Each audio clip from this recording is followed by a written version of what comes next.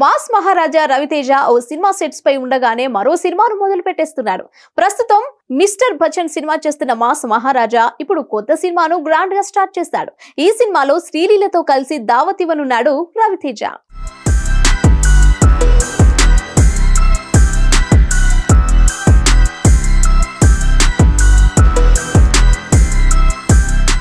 ఉస్తాద్ భగత్ సింగ్ కు power star కాస్త gap ఇవ్వడంతో హరీష్ శంకర్ దర్శకత్వంలో మిస్టర్ బచ్చన్ సినిమా కమిట్ అయ్యాడు మాస్ మహారాజా రవితేజ.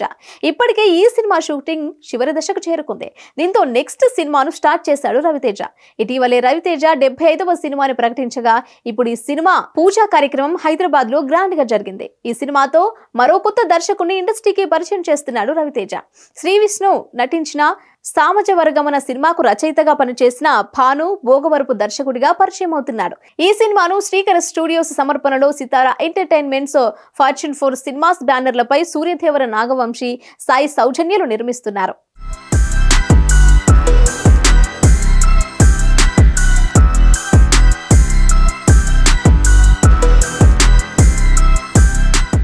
RT75 వర్కింగ్ టైటిల్ తో తెరకెక్కుతున్న ఈ సినిమాలో రవితేజ సరసన యంగ్ బ్యూటీ శ్రీలీల నటిస్తోంది.